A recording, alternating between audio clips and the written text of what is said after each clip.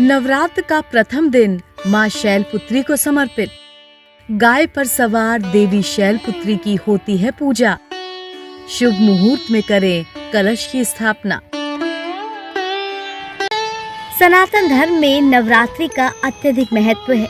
नवरात्रि के 9 दिनों तक माँ दुर्गा के विभिन्न स्वरूपों की पूजा की जाती है। वैदिक पंचांग के अनुसार इस वर्ष शारदीय नवरात्रि की शुरुआत 3 अक्टूबर से हो रही है, जो नवमी के दिन समाप्त होगी। धार्मिक मान्यता के अनुसार इन 9 दिनों तक देवी दुर्गा के 9 अलग अलग रूपों की पूजा से सभी मनोकामनाएं पूर्ण होती हैं।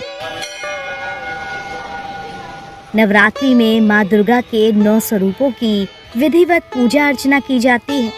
नवरात्रि के पहले दिन घट स्थापना की जाती है और माँ के प्रथम स्वरूप देवी शैलपुत्री की पूजा के साथ 9 दिनों का त्योहार शुरू हो जाता है। इस बार शारदीय नवरात्रि की शुरुआत 3 अक्टूबर से हो रही है। 3 अक्टूबर से शुरू होकर 11 अक्टूबर को नवमी पूजन के साथ नवरात्रि समाप्त हो जाएगी और 12 नवंबर को देवी माँ को विसर्जित किया जाएगा। हिंदू कैलेंडर के अनुसार अश्विन माह में शारदीय नवरात्र मनाए जाते हैं। अश्विन मास के शुक्ल पक्ष की प्रतिपदा तिथि में कलश स्थापना कर नवरात्रि की शुरुआत होती है। पंचांग के मुताबिक इस साल 3 अक्टूबर को 12:19 से लेकर 4 अक्टूबर को दोपहर 2:58 तक प्रतिपदा तिथि रहेगी। उदया तिथि के मुताबिक 3 अक्टूबर यानी गुरुवार को कलश स्थापना कर शारदीय नवरात्रि का शुभारंभ किया जाएगा।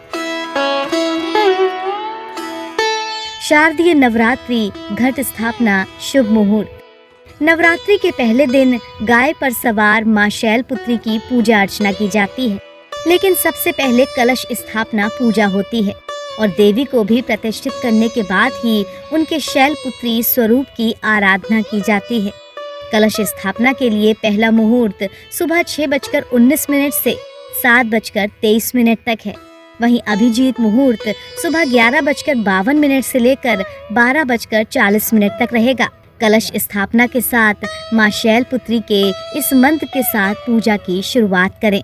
या देवी सर्वभूतेषु शैलपुत्री रूपेण संस्थिता नमस्तस्यै नमस्तस्यै नमस्तस्यै नमो नमः। माँ शैलपुत्री का प्रिय रंग है सफेद। माँ शैलपुत्री की सवारी गाय है, इसीलिए उन्हें गाय के दूध से बनी चीजों का ही भोग लगाया जाता है। साथ ही देवी को सफेद रंग अत्यंत प्रिय माना जाता है, इसीलिए उन्हें सफेद रंग की चीजों का ही भोग लगाना शुभ होता है। पंचामृत के अलावा आप देवी शैलपुत्री को खीर या दूध से बनी बर्फी और रबड़ी का भोग लगा सकते हैं। इसके अलावा आप घी से बने हलवे का भी प्रसाद चढ़ा सकते हैं। माता शैलपुत्री को इन चीजों का भोग लगाने से वो शीघ्र प्रसन्न होती हैं और भक्तों को उनका आशीर्वाद प्राप्त होता है। खास बात यह है कि गाय के दूध से बनी इस बर्फी का देवी को भोग लगाने के बाद आप व्रत के दौरान इसे खा भी सकते हैं।